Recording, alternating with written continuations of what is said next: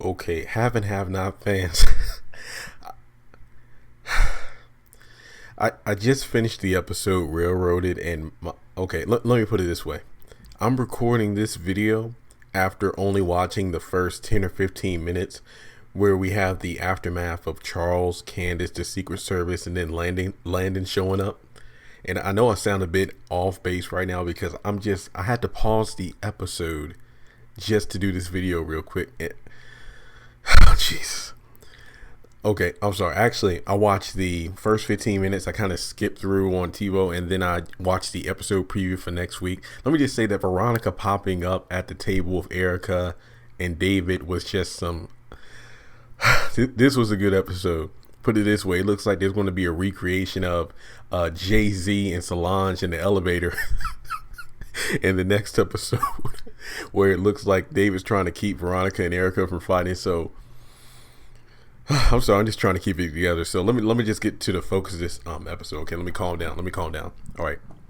So we have Candace and Charles, better known as Chucky right now, according to Charles. He said on the campaign camp or site, he's better known as Chucky. Now I gotta say this much. In one of my videos recently, I talked about how ridiculous it was for the subplot of a presidential candidate to be messing around with Candace and vice versa, because it seemed way out of, way off base from what the normal standards of the haves and have not is. But I will say this much. After watching the way Charles literally pulled a Jekyll and Hyde on Candace, it was refreshing to see Candace in a position where she's not the one in the power chair. And then you just see what kind of person Charles really is. And it's like, well, damn, that's really how these political people are. I mean, I almost felt bad for Candace. I'm not gonna lie. Out of all my videos, everything I've talked about in terms of Candace's character, how I feel like she gets what she deserves, but I felt maybe like somewhat like wow in terms of how she was treated by Charles. You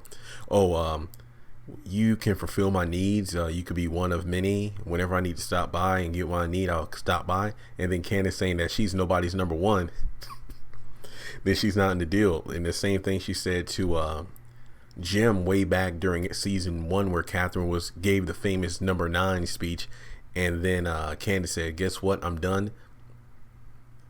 I'm going to be, well, you can tell that bitch this number 9 is going to be somebody else's number 1." That was hilarious. So, and then also Charles gave her a new nickname, "Out of Your League," or "You're Out of Your League," and I just lost. I'm just like, damn. Candace, Denise Young, literally it was just like truth bombs were being dropped in that room, and it was hilarious. I was speechless. My mouth is literally my mouth was hanging open during that entire scene. From the initial during the scene where Charles was rattling off in terms of what did we do to that last girl, life in prison and whatnot. I was kind of like, man, we done seen this before. I bet money that Candace is going to get arrested, but then she's going to be in a position where she thinks she's screwed, but it turns out she's going to be let go, just like the Malones did, where we thought she got shot.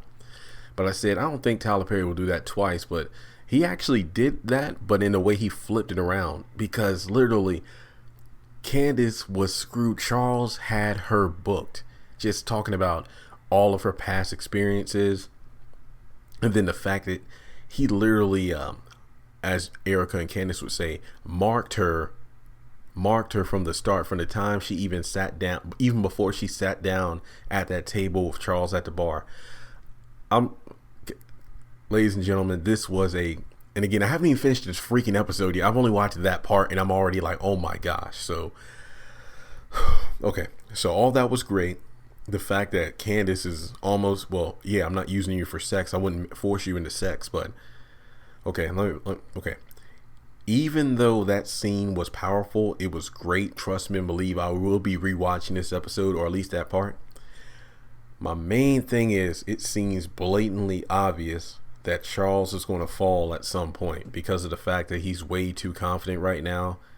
Because again, I don't see why he wouldn't be, because as he said, I'm pretty sure there have been numerous Candaces before Candace Young who have tried to screw over Charles. And then you have to, okay. Now, in light of everything I said in regards to Candace's character, his terrible mother and whatnot, the fact that Charles is like, she's one of the most beautiful women he's ever seen, that makes, Candace Young is definitely a prize, that's for sure. even though she doesn't treat herself as one sometimes.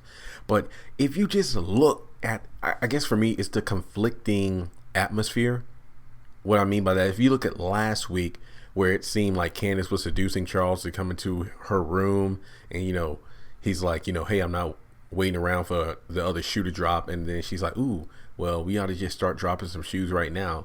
And then the fact that she seemed, and again, it was just fantastic to see the rug just ripped her from under her feet, because she's used to being in the power seat. She used to be the one in control. And then if anything, it's almost like Charles is treating Candace the way Candace treats all the men she seduced and blackmailed. And also, I feel like that was a great way to flip the script, because what I like best about this wasn't, a Quincy Maxwell beating her to death. This wasn't a warlock who was going to shoot and kill her. This is somebody who's beating Candace at her own game. And that's why I think it's so deliciously just amazing to watch. And then when Landon shows up, hey, that answers the question of how Landon is back in the plot again. So I do like that aspect of it.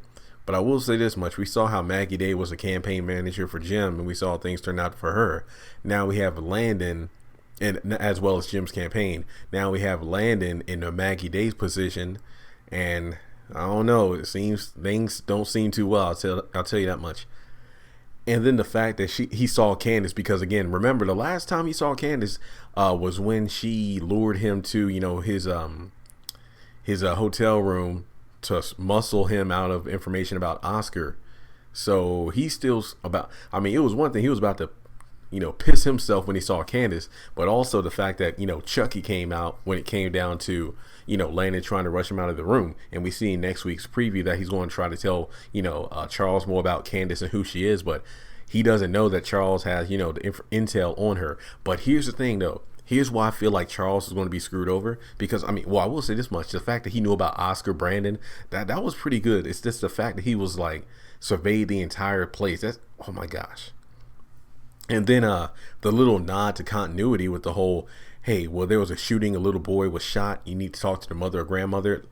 Unbeknownst to him, he's up there sleeping with the child's mother, and then of course Hannah. So that might be one way that Charles might interact with Benny and Hannah at some point. So that's something to look out for, because remember during the Little Lizzie trial, that's when Jim and David went to Little Lizzie's funeral because Maggie thought it was a good idea. And guys, I'm sorry, I'm just like at a loss for words right now, because that scene was just so powerful. And again, I feel like I want to rewatch it a few times before next week. But here's my thing: it's all about Charles being too overconfident. It was, as I said before, it was great to see Candace in a position where she wasn't the one in control, but at the same time, this bad bitch, she's calculating at the moment. She's scared. She's scared to death, because she knows what Charles is capable of.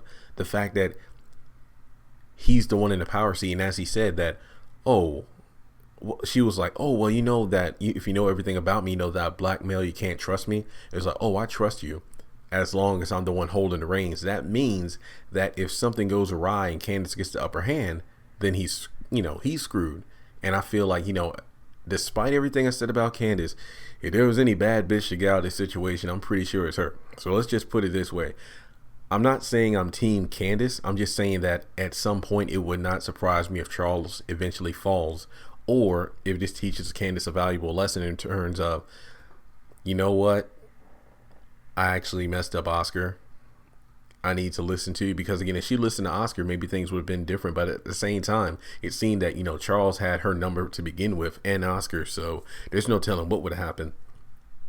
So will Candace and Oscar end up working together? That's a big question there, because again, nobody scolds Candace like that and gets away with it. I'm pretty sure she's going to, get out of that hotel room and just be pissed off what Charles did, because again, the fact that she was scared to death. Remember when Jim had her killed by the Malones, where, it was just to scare her, just like Charles had her arrested just to scare her, to show what she's capable of. And then she came back tenfold with Warlock, abducting him and having him, sent to the war room, and then $7.4 million. Now, if she did that to if she did that to Jim, hell have no fury like a woman scorned. So all I'm saying is Charles had better watch out, because Candace might come back with a fury. That's all I'm saying. So with that being said, I want to bring this video to a close. This is just like my initial reaction to Charles, Landon, and Candace. So let me know your thoughts about this scene in the comment section below, and I'll talk to you later this week.